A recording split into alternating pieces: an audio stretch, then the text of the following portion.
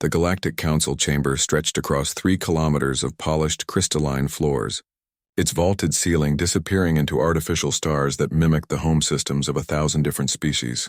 Ambassador Zekthara of the Vorthak Empire adjusted her ceremonial robes, the bioluminescent threads pulsing with barely contained irritation. For the 47th time in 2 standard cycles, they were discussing the human problem. The species designation Terra-03 continues to reject our generous offers of integration, announced Chancellor Morden, his forearms gesturing dramatically at the holographic display showing Earth's blue marble suspended in the chamber's center. They have now refused tributary status, declined protectorate classification, and outright laughed at our suggestion of willing subjugation. A ripple of discontent flowed through the assembled delegates. The Kethmori delegation clicked their mandibles in disapproval, while the crystalline Zephyrians chimed discordant notes that roughly translated to profanity in their silicon-based language. Only the ancient ethereals remained silent, their energy forms flickering with what might have been amusement. Perhaps, interjected Ambassador Veltar of the Hegemony, his serpentine neck swaying as he spoke. We have been too subtle in our approach. The humans appear to be a primitive species, barely 3 centuries past their first atomic discoveries. Surely a demonstration of our superior technology would bring them to reason. Zekthara's translator implant converted her response to standard galactic, though it couldn't quite capture the disdain in her voice. You speak as if we haven't tried, Veltar. We've shown them our city ships that dwarf their largest space stations. We've demonstrated matter conversion technology that could end their energy crisis overnight. We've offered them medical advances that would extend their lifespans by centuries. And yet they refuse, Morden said, his primary eyes narrowing while his secondary pair studied the data streams flowing around Earth's image. Their response to our latest envoy was particularly colorful. I believe their exact words were, "Take your offer and shove it where your sun doesn't shine." Though our linguistic algorithms are still processing what that phrase means in practical terms, the chamber erupted in confused chatter. The Galactic Council had been the dominant force in this arm of the galaxy for over 50,000 years. They had brought peace to warring civilizations, uplifted primitive species, and created a stable hierarchy that benefited everyone according to their natural place in the cosmic order. No species had ever simply said no to joining their grand design. Their military capabilities are laughable, reported General Texvar, the Kethmori war leader, whose species had conquered 17 systems before joining the Council. Chemical rockets, primitive energy weapons, and their largest warships are barely the size of our shuttlecraft. We could subjugate their entire planet with a single dreadnought, but that would violate the Accords of Peaceful Integration, reminded Elder Lumtai, her crystalline form resonating with harmonic concern. We have not waged aggressive war in 10,000 years. The Council's strength comes from willing cooperation, not conquest. Zekthara stood, her imposing 2.5-meter frame commanding attention. As the Council's chief xenopsychologist, she had studied hundreds of species during their integration process. I have analyzed their cultural patterns, their history, their literature, and entertainment. The humans are unusual. They have a concept they call independence that seems to override their survival instincts. Explain, Mordun commanded. Most species, when faced with a superior force, will submit to preserve their existence. It is logical, adaptive behavior. Humans, however, have repeatedly chosen death over submission throughout their history. They have fought impossible odds, sacrificed everything for abstract concepts, and celebrated individuals who died rather than yield. They have a saying, "Give me liberty or give me death." The chamber fell silent as the implication settled over the assembled delegates. Veltar was the first to speak, his voice uncertain. "Surely you exaggerate. No species could survive such self-destructive tendencies." "On the contrary," Zekthara replied, activating a series of historical displays around Earth's image. "Their entire evolutionary path has been shaped by this trait. They are the only known species to have survived 3 separate extinction-level events on their homeworld, through sheer stubbornness. When their climate shifted, they adapted. When supervolcanoes threatened to end their civilization, they endured. When they faced nuclear annihilation of their own making, they chose cooperation over destruction, but only on their own terms." "What are you suggesting?" Morden asked, though his tone indicated he suspected the answer. I am suggesting that humanity cannot be integrated through our standard protocols. They view our offers not as gifts, but as chains dressed in pretty wrapping.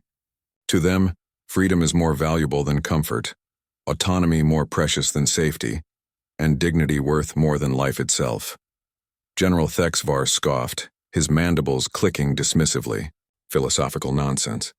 Every species believes they are special until they encounter superior force.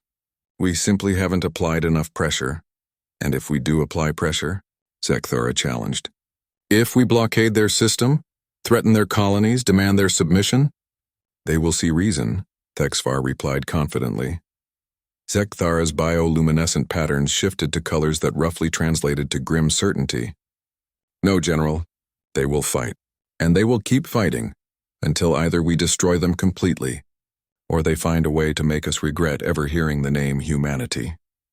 As if summoned by her words, an aide approached Chancellor Morden with an urgent data slate. His expression grew increasingly troubled as he read. Finally, he looked up at the assembly, his forearms trembling slightly. It appears the humans have just transmitted a message to our diplomatic station in their system. It consists of a single word repeated in their primary languages, followed by mathematical equations that appear to be weapon schematics. The word translates as no. The council chamber erupted in chaos, but Zekthara remained standing quietly, her patterns now shifting to the colors of prophecy. Humanity had just declared its position to the most powerful alliance in the galaxy, with a single word and a threat. The age of easy expansion was about to end. Admiral Sarah Chen stood on the bridge of the UES Defiance, humanity's newest and most advanced warship, watching the Council fleet assemble beyond the orbit of Pluto. The alien vessels were magnificent in their alien beauty, organic curves mixed with crystalline geometry, ships that looked more like living creatures or works of art than instruments of war. They outnumbered her small fleet 50-1, and each enemy vessel could probably destroy her flagship with a single volley. She smiled anyway. "Status report," she called to her bridge crew, her voice carrying the calm confidence that had made her humanity's youngest admiral at 35. 67 council ships confirmed. "Admiral," reported Lieutenant Commander Park from the sensor station. 3 Dreadnought-class vessels, 15 heavy cruisers, and 49 support ships. They're maintaining position at the system's edge. Any communication attempts? Constant streams, ma'am. They're demanding we stand down and prepare for occupation. Same message in 17 different languages, including one that seems to be composed entirely of mathematical equations, and another that's just various cents.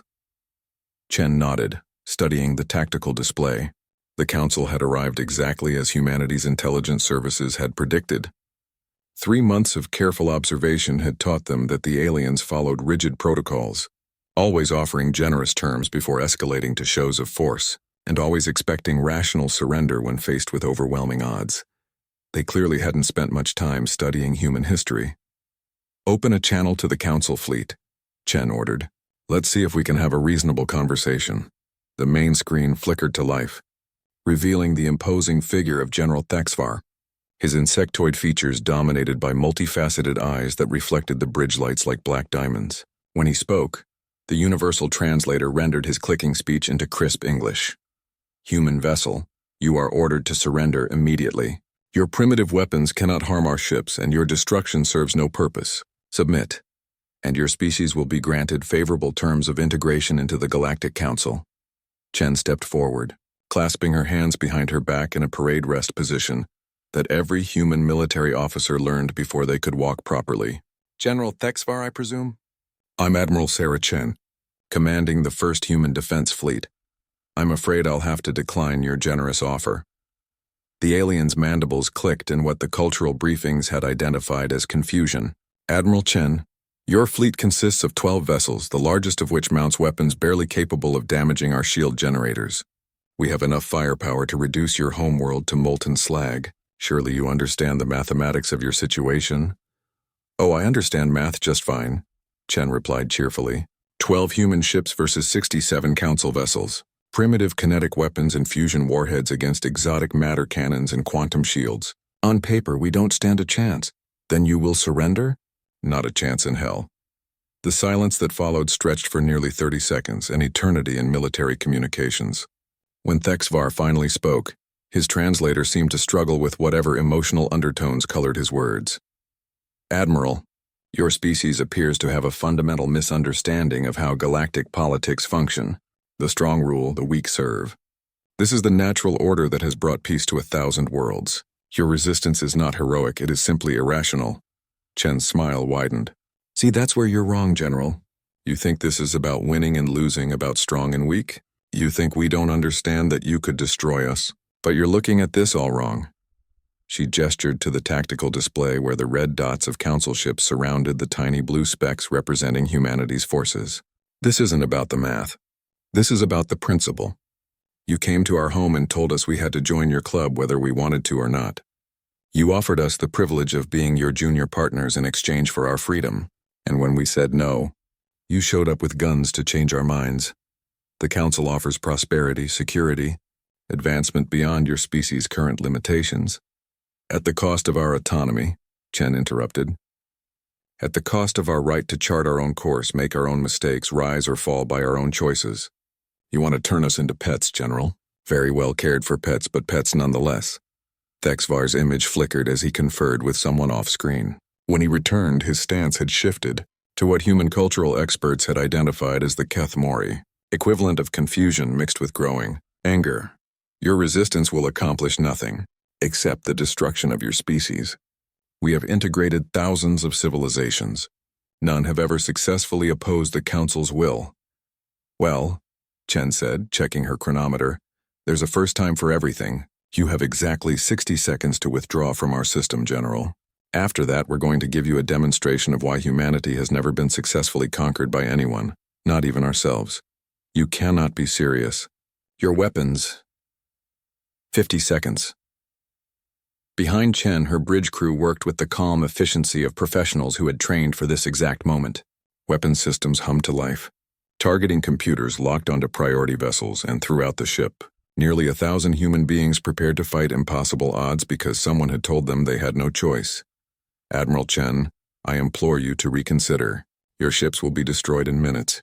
Your world will be occupied regardless of your sacrifice here. What can you possibly hope to accomplish? 40 seconds, Chen replied, then added in a voice that carried across her bridge and into the vast emptiness between worlds. We're going to teach you something your council seems to have forgotten in 50,000 years of easy victories. We're going to remind you that some things are worth dying for. The alien general's image began to flicker again, but Chen cut the transmission before he could respond. Around her, the bridge fell silent except for the soft hum of electronics and the barely audible breathing of her crew. In 30 seconds, they would open fire on a fleet that could destroy them without meaningful effort. None of them looked afraid. If anything, they looked eager. Admiral, called out Commander Zhang from the weapons station. All ships report ready for engagement. The fleet is awaiting your orders. Chen looked at the tactical display one last time, at the impossible odds and the certain death that waited in the darkness beyond her hull. Then she thought about Earth spinning blue and beautiful behind them, and the 6 billion people who had chosen defiance over submission. Signal the fleet, she said quietly. Weapons free. Show them what humans do when someone tries to take away our freedom. The darkness lit up with the fire of humanity's first galactic war. The first human salvo struck the Council fleet with the fury of a dying star. Kinetic projectiles accelerated to significant fractions of light speed slammed into energy shields that had never been designed to stop such primitive weapons. Fusion warheads detonated in brilliant flowers of artificial suns, their electromagnetic pulses cascading across sophisticated alien electronics that suddenly found themselves facing the one thing their designers had never considered. Brute force applied with mathematical precision.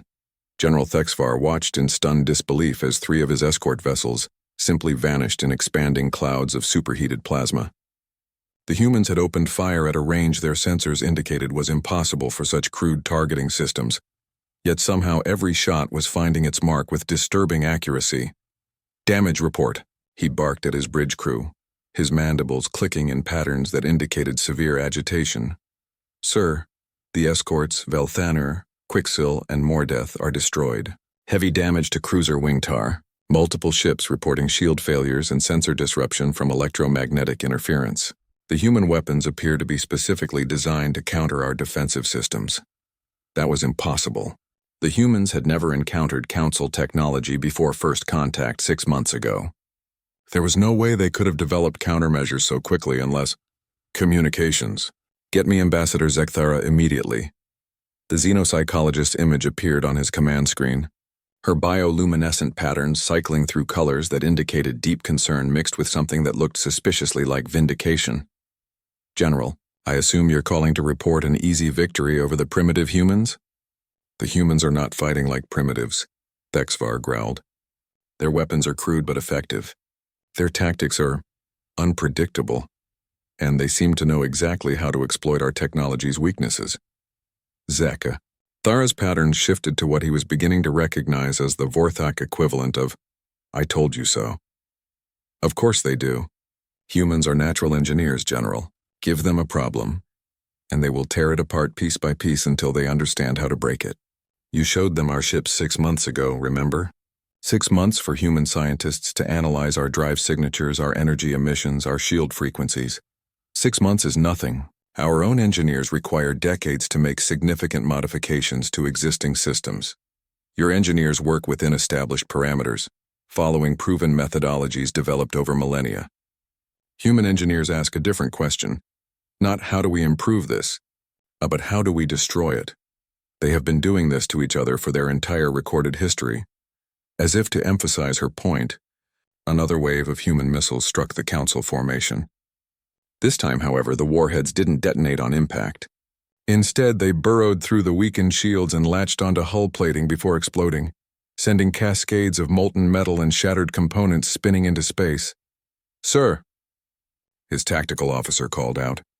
The humans are targeting our weapon emplacement specifically. They're not trying to destroy our ships, they're trying to disable them. Thexvar felt a chill run through his exoskeleton. They want to capture our technology. On his screen, Zekathara's patterns shifted to colors he didn't recognize, but somehow understood meant something far worse than simple concern. General, you need to withdraw immediately. This isn't going according to any scenario our strategists predicted. I will not retreat from a handful of primitive vessels. We outnumber them 50 to 1. Numbers mean nothing if they're using strategies you don't understand. Look at your tactical display, General. Really look at it. Thexvar pulled up the battle overview and felt his confidence evaporate like water in vacuum. The human ships weren't fighting like a traditional fleet at all. They were moving in patterns that defied standard tactical doctrine, appearing to retreat while actually drawing his forces into carefully prepared kill zones. Individual human vessels would break formation to lead his ships into crossfires, accepting what should have been fatal damage while their companions struck from unexpected angles. And they were winning. This is madness, he whispered. Their ships are barely holding together. Half their hulls are breached, their weapon systems are failing, and yet they continue to attack. Because they're not fighting to win, Zekthara said quietly. They're fighting to hurt you as much as possible before they die. Every human ship you destroy costs you 3 of yours. Every minute this battle continues, more of their reinforcements arrive from the inner system. And every tactical maneuver you make teaches them more about how Council fleets fight.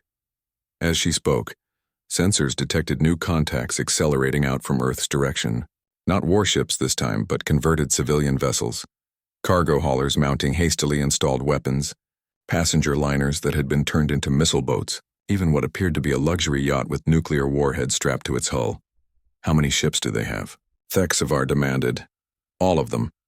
His sensor operator replied in a voice that suggested he couldn't quite believe his own readings. Sir, we're detecting over 300 vessels of various sizes heading our way. Some are barely spaceworthy, but they're all armed and they're all accelerating directly toward our position. 300? Thexvar's voice cracked slightly. Where did they find crews for 300 ships? His communications officer, who had been monitoring human transmissions, looked up with what might have been respect in his multifaceted eyes. Sir, based on the traffic we're intercepting, it appears that every human space vessel in their system has been voluntarily converted for military use. Cargo haulers, mining ships, scientific research vessels, even training craft from their civilian space academies. They're not using military crews, General. They're using anyone who knows how to pilot a ship and is willing to fight. The implications hit Thexvar like a physical blow. Their entire civilian population is joining the battle? Not just joining, Zekthara corrected grimly. Leading it. I'm reading the tactical analysis that our computers are generating, General. The humans aren't following military doctrine because they don't have military doctrine. Not in any sense we understand. They're improvising everything, which means you can't predict their next move because they don't know what their next move will be either. On the tactical display, the swarm of approaching human vessels began to spread out into what looked like complete chaos, but was somehow managing to avoid his attempts to intercept them. Worse, the original human fleet was now moving to coordinate with the newcomers, creating a three-dimensional maze of potential targets that his targeting computers couldn't prioritize effectively.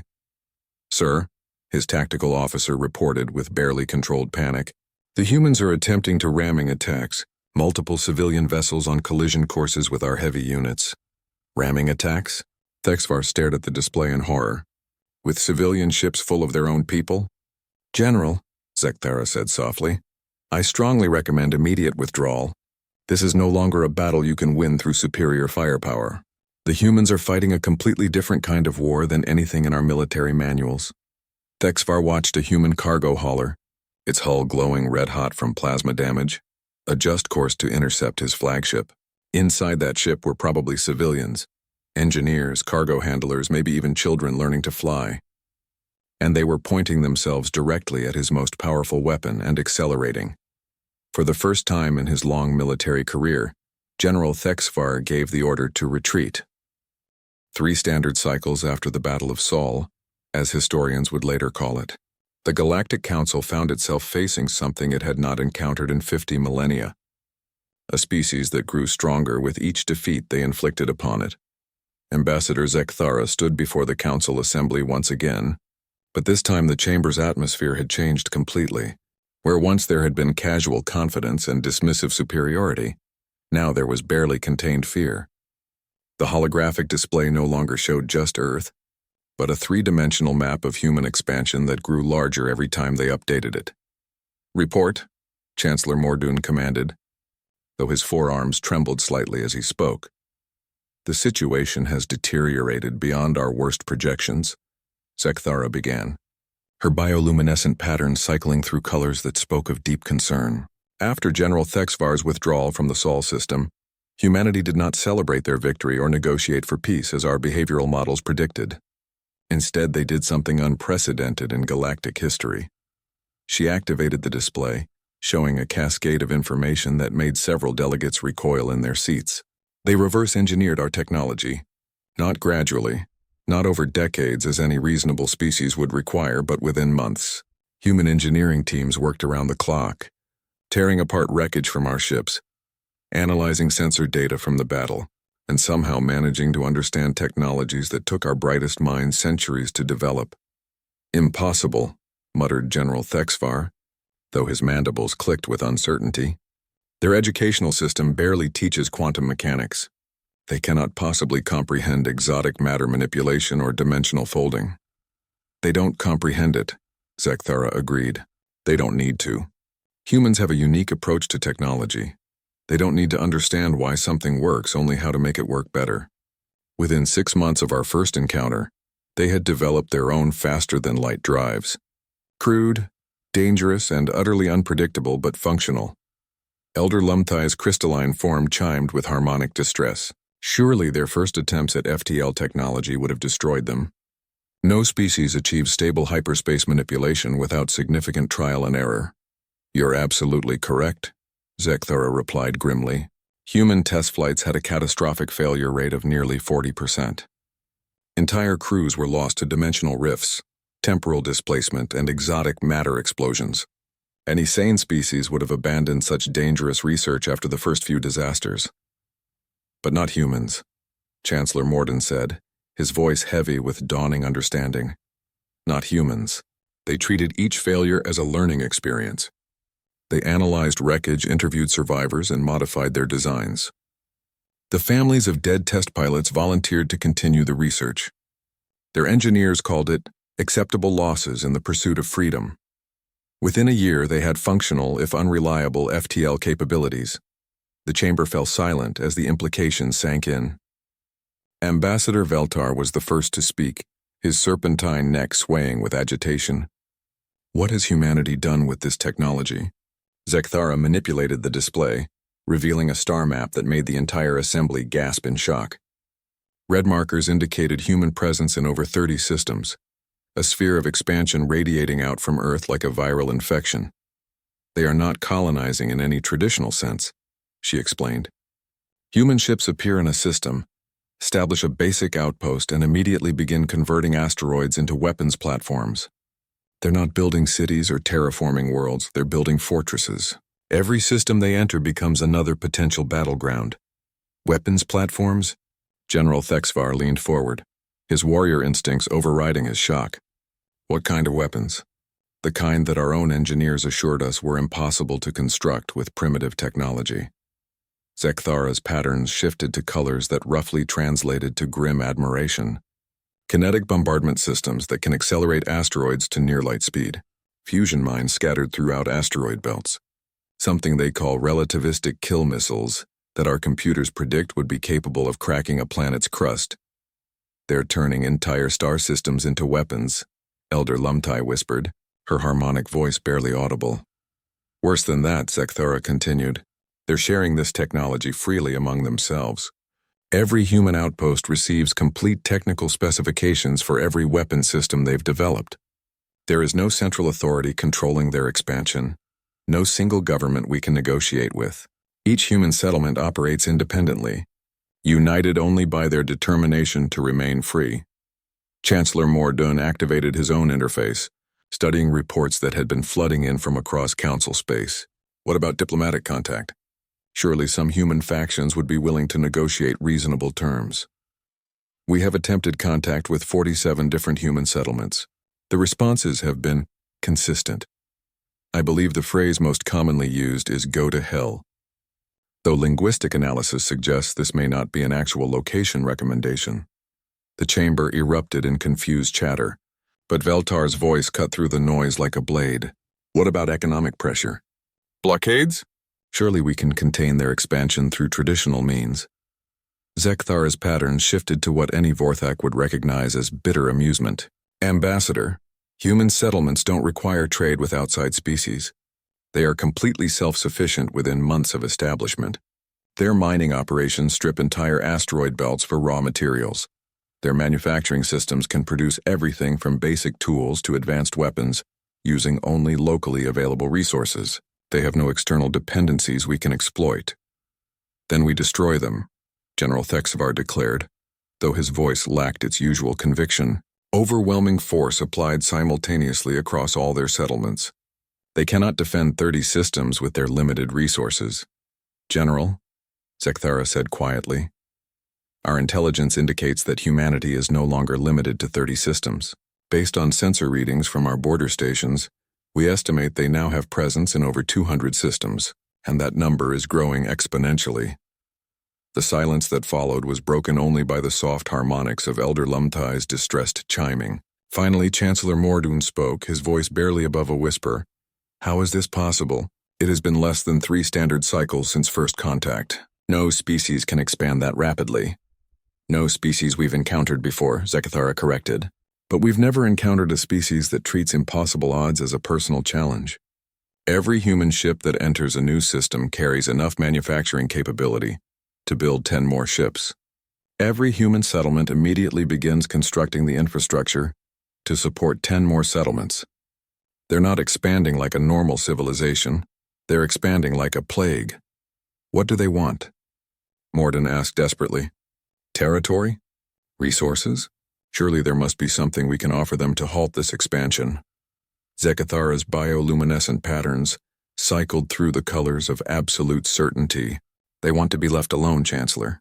They want the right to chart their own course among the stars without interference from anyone, including us, and they've demonstrated that they're willing to turn the entire galaxy into a battlefield to protect that right. The holographic display updated again, showing new red markers appearing even as they watched. Humanity's sphere of influence continued to grow, an expanding wave of defiance that showed no signs of slowing. How long? Chancellor Mordun asked in a voice that suggested he already knew the answer. Before they reach Council Core worlds? Zekthara consulted her data streams, though she had already run the calculations dozens of times. At their current rate of expansion? 18 standard cycles, possibly less if they continue to improve their technology at the same pace. The chamber fell into stunned silence, as the most powerful civilization in galactic history contemplated something it had never faced before, an enemy that grew stronger every time they tried to stop it. Admiral Sarah Chen, now bearing the scars of 7 major battles and commanding humanity's largest fleet, stood on the bridge of the UES Unconquerable as it dropped out of hyperspace at the edge of the Keth Mori home system. Around her flagship, 300 human vessels materialized from the twisted dimensions of FTL space, their hulls bearing the marks of countless engagements and their weapons powered for immediate combat. It had been 5 years since the Battle of Sol, 5 years of running warfare across 24 systems, as the Council desperately tried to contain humanity's expansion. Each attempt had failed more spectacularly than the last, and now the war had come to the heart of Council space itself. "Status report," Chen called out, her voice carrying the weight of command that came from leading impossible victories against overwhelming odds. "All ships report successful transit." "Admiral," Lieutenant Commander Park replied from his station, "the Keth Mori home fleet is moving to intercept 47 heavy warships plus orbital defenses.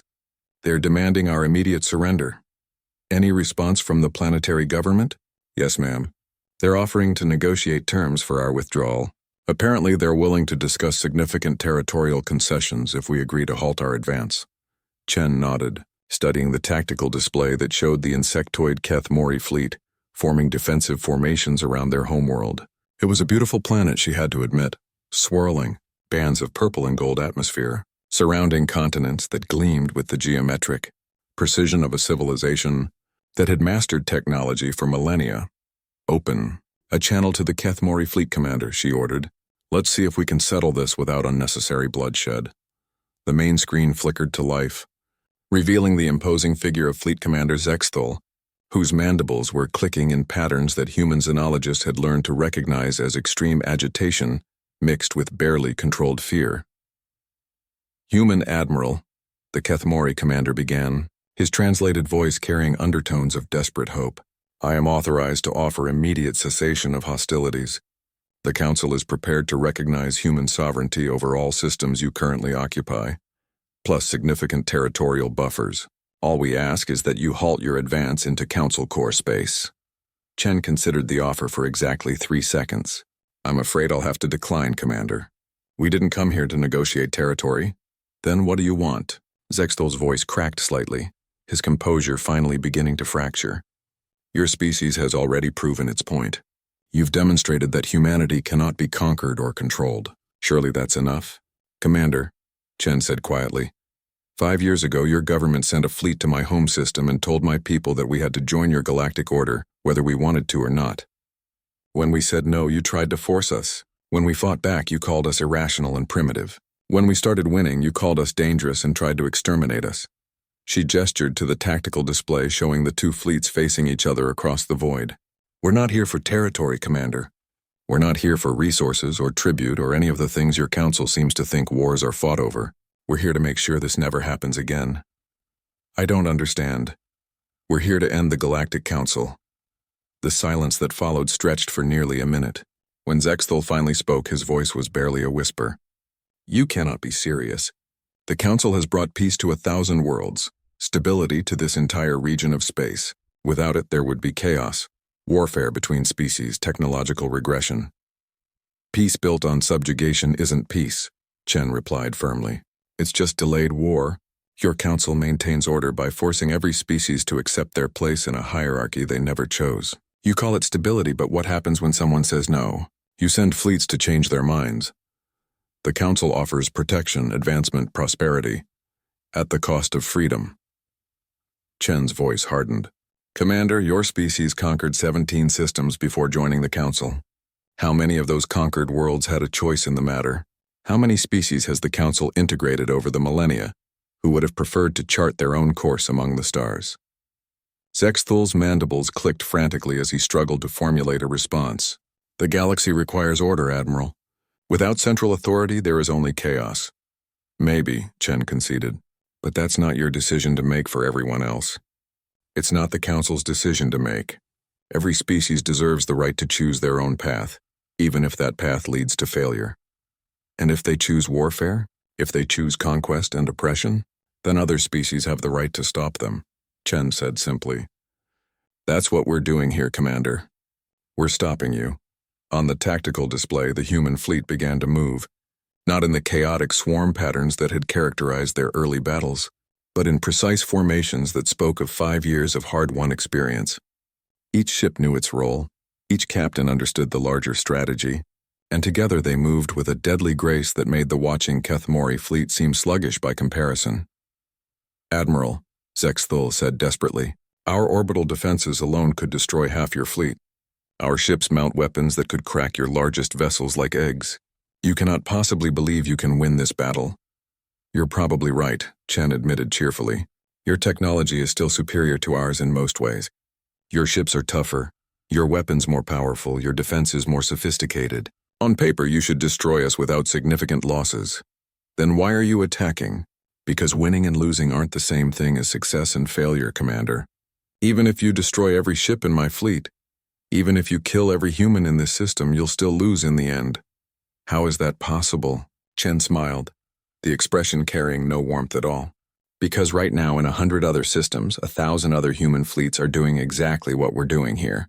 The Council sent forces to contain our expansion and we simply went around them. While you've been fighting, delaying actions against our advanced forces, our main fleets have been systematically destroying every Council installation, every orbital fortress, every supply depot in 3 sectors of space. The Kethmori commander's image flickered as he frantically consulted with his staff. When he returned, his composure had completely cracked. That's impossible. Our intelligence networks would have detected such massive fleet movements. Your intelligence networks have been feeding you exactly what we wanted them to see, Chen replied. Commander, human beings have been waging asymmetric warfare against superior opponents for our entire recorded history. Did you really think we'd learned nothing from all those millennia of practice? As if to emphasize her point, new contacts began appearing on the tactical display. Not reinforcements for either side, but automated message drones broadcasting on all frequencies. The content was simple and devastating. A complete list of Council facilities that had been destroyed in the past 72 hours, along with sensor recordings of human fleets systematically dismantling the infrastructure that had maintained galactic order for 50,000 years. This is madness, Zexthul whispered. Without the Council's coordination, interstellar commerce will collapse. Scientific research will fragment. Border disputes will escalate into warfare. You're destroying civilization itself. We're destroying your civilization, Chen corrected. What comes next is up to everyone else. Maybe they'll build something better. Maybe they'll build something worse. But at least they'll build it themselves without someone else telling them how it has to be done. She looked at the tactical display one more time, at the impossible odds, and the certain casualties that awaited both fleets. You have 60 seconds to evacuate your homeworld's civilian population, Commander. After that, we're going to demonstrate why the age of forced galactic unity is over. In the silence that followed, Admiral Sarah Chen prepared to fire the shots that would shatter a 50,000-year-old empire and leave the galaxy free to choose its own destiny.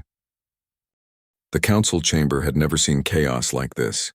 For the first time in 50 millennia, delegates were screaming at each other across species lines, their universal translator struggling to keep pace with the cacophony of panic, rage, and desperate proposals that filled the crystalline hall. The holographic display at the chamber's center showed a galaxy on fire, red indicators marking the destruction of Council installations, yellow warnings indicating systems under attack, and an ever-growing sphere of human expansion that seemed to consume everything in its path. Ambassador Zekathera stood in the center of it all, her bioluminescent patterns cycling through colors that spoke of deep exhaustion, and something that might have been relief. Around her, the greatest minds of 1,000 species shouted contradictory orders and impossible demands. But she remained silent, until Chancellor Mordun's booming voice cut through the din. Order. I will have order in this chamber. His forearms gestured frantically at the chaos around him. Ambassador Zekathera, report on the current situation. The chamber fell into reluctant silence as she activated her interface, bringing up data streams that painted a picture of systematic destruction, across 3 sectors of space. The situation is beyond salvage, she said simply. Human forces have destroyed 67% of our logistics infrastructure, eliminated 42% of our fleet assets, and occupied or blockaded every major council facility within 50 light-years of their expansion corridor. How? General Thexvar demanded, his mandibles clicking with frustrated rage. Our intelligence indicated they had perhaps 300 ships total. How could they possibly mount simultaneous attacks across such a vast area? Because our intelligence was wrong, Zekthara replied calmly. Completely catastrophically wrong. Human manufacturing capacity isn't limited by traditional economic models. They don't build ships in orbital shipyards over months or years. They build them in asteroid belts in weeks. Every human settlement functions as both a colony and a military production facility. She manipulated the display, showing the true scope of human expansion. Current estimates suggest they have over 15,000 combat-capable vessels spread across 400 systems, and those numbers are growing exponentially. The chamber erupted in fresh chaos, but Elder Lumthai's harmonic voice somehow carried over the noise. 15,000 ships? That's impossible. No species could crew such a fleet. Human ships don't require large crews, Zekthara explained. Their technology is crude but efficient. Many of their vessels operate with crews of fewer than 10 individuals, and their automated systems handle most routine functions. They've sacrificed comfort and redundancy for rapid deployment and overwhelming numbers. Then we match their numbers, Ambassador Veltar hissed, his serpentine form coiling with agitation. We mobilize every reserve fleet, conscript civilian vessels, call upon every member species to contribute their full military capacity. With what crews? Zekthara asked quietly. Ambassador, our combined military forces total perhaps 8,000 ships, manned by crews averaging over 100 individuals each. Even if we could match human manufacturing capacity, which we cannot, we lack the population willing to crew such a fleet. Willing? General Thexavar's voice cracked with disbelief. We could conscript crews from our member species. From species that joined the Council voluntarily for protection and prosperity, Zekthara reminded him. How many do you think will continue to support us when they learn that membership requires sacrificing their children to fight a war against beings who only want to be left alone? The silence that followed was broken by Chancellor Morden's trembling voice. What are you suggesting, Ambassador? I'm suggesting that we do what we should have done 5 years ago, she replied. We negotiate. Negotiate what? Veltar demanded. The humans have made their position clear. They want the complete destruction of the Council. There is nothing to negotiate. Isn't there? Zekthara activated a new display, showing communication intercepts from human colonies across their sphere of influence. Human settlements are not uniform, Ambassador. Each operates independently, with its own local government and priorities. Some are agricultural worlds focused on terraforming. Others are mining operations or research stations. Many are mixed colonies of civilians who simply wanted to escape the conflicts in Council space. She highlighted specific examples. The colony at Kepler 442b has sent repeated messages offering to share their agricultural advances with any species interested in sustainable farming techniques. The research station at Wolf 359 has been broadcasting scientific discoveries freely to anyone who wants them. The mining consortium at Proxima Centauri has offered to sell rare metals to non-Council species at cost. What is your point? Morden asked, though his voice suggested he was beginning to understand. My point is that humanity isn't a monolith bent on destruction. They're individuals who happen to share a common determination to remain free.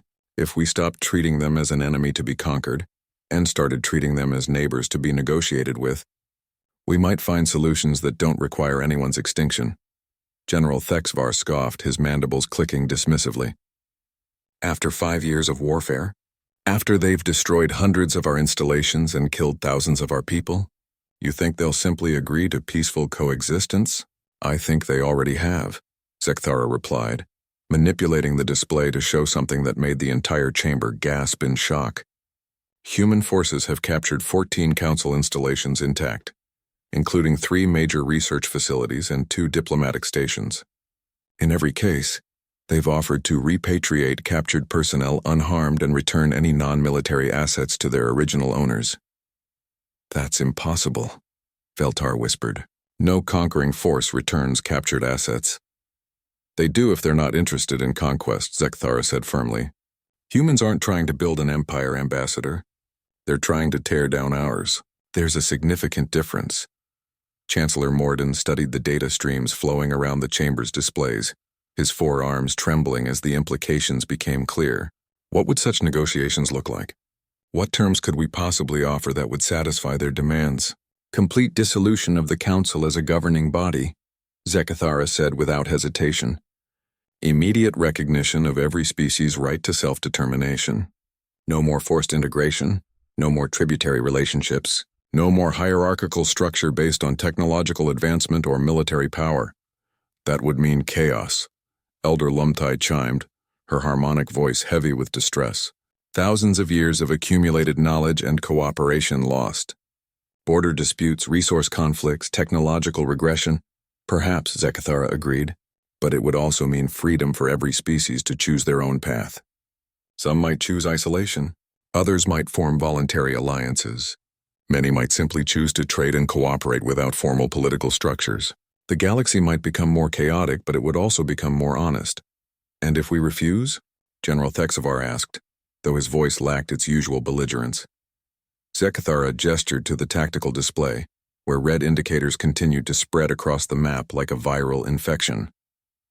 Then in approximately 10 years there won't be a council left to refuse anything. Human expansion shows no signs of slowing. Their technology continues to improve, and their determination to end our authority grows stronger with every battle. The chamber fell into contemplative silence as delegates from 1,000 worlds considered the unthinkable, the voluntary dissolution of the greatest civilization in galactic history. Finally, Chancellor Morden spoke, his voice heavy with the weight of inevitable decision. Draft a message to the human leadership, he said quietly. Inform them that the Galactic Council is prepared to discuss terms for the restructuring of galactic governance. Zekthara's bioluminescent patterns shifted to colors that spoke of hope, mixed with uncertainty. And if they reject our offer to negotiate?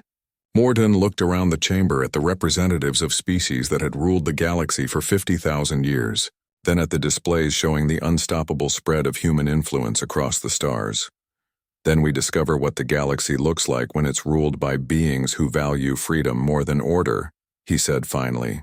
And perhaps we learn something about ourselves in the process. The greatest empire in galactic history, prepared to negotiate its own peaceful dissolution rather than face extinction at the hands of a species that simply refused to be conquered. Admiral Sarah Chen stood in the observation deck of the UES Unconquerable as it hung in space above Earth, watching the greatest gathering of starships in galactic history assemble in humanity's home system. Council vessels of every conceivable design floated alongside human craft in carefully neutral formations, their weapons powered down but their shields active in a display of cautious hope mixed with mutual suspicion.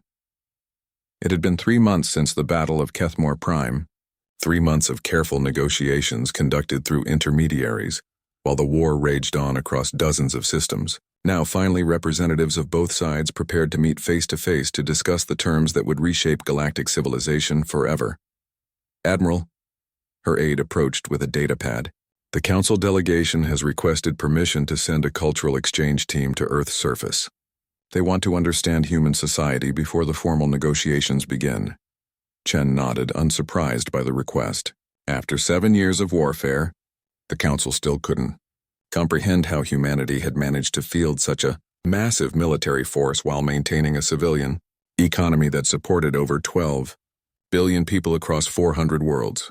Grant permission, but standard security protocols apply, and make sure they understand that they'll be meeting actual humans, not government representatives. If they want to understand us, they need to talk to regular people. 2 days later, Ambassador Zekthara found herself walking through the streets of Geneva, accompanied by a small security detail and a growing crowd of curious humans who seemed genuinely excited to meet aliens in person.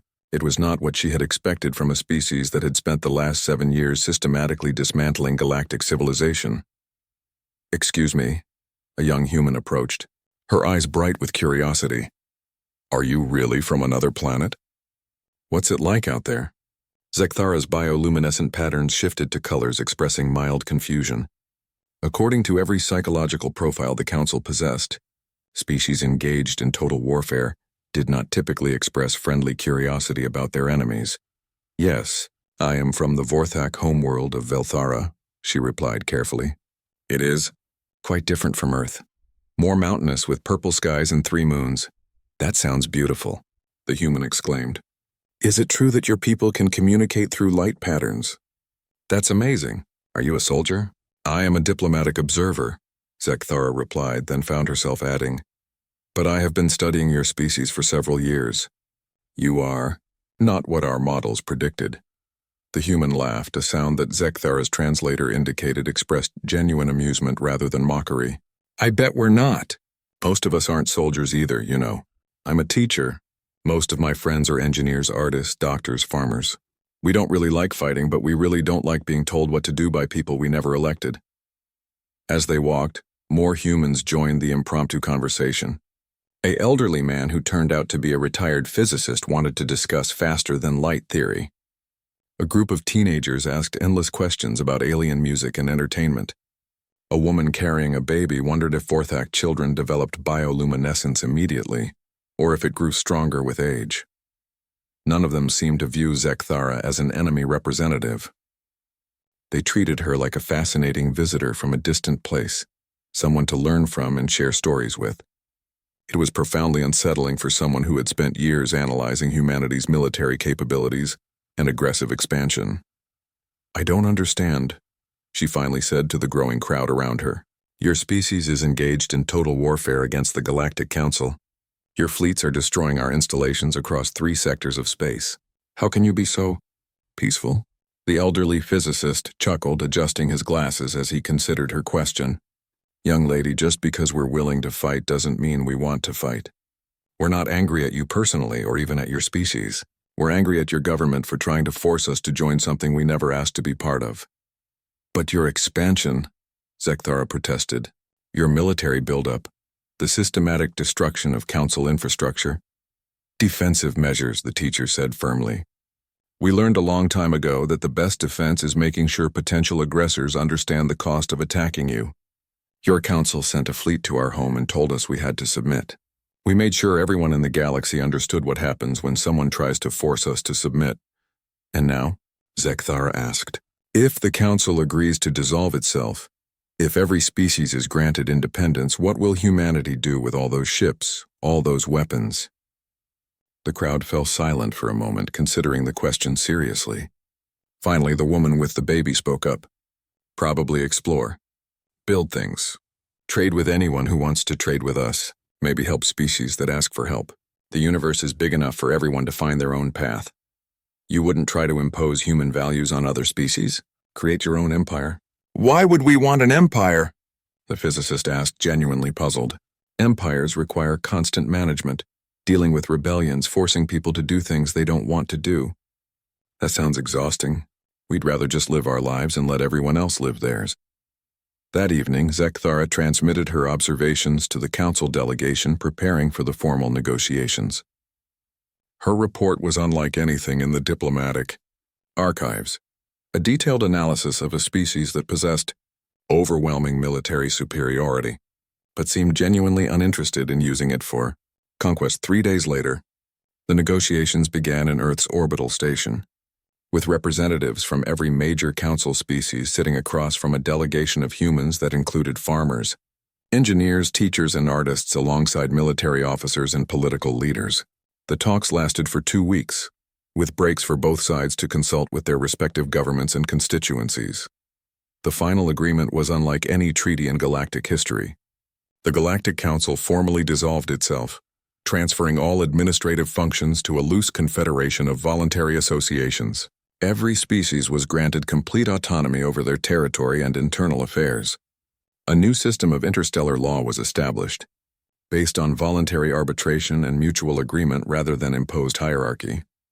Most surprisingly to the former council species, humanity immediately began decommissioning the majority of their military fleet. Ships designed for war were converted to exploration vessels, cargo haulers, and research platforms.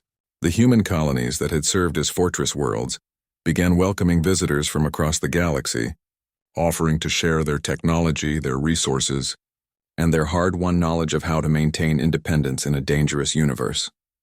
5 years after the signing of the Geneva Accords, Ambassador Zekthara returned to Earth as part of a trade delegation, negotiating the purchase of human agricultural technology for the drought-stricken worlds of the former hegemony.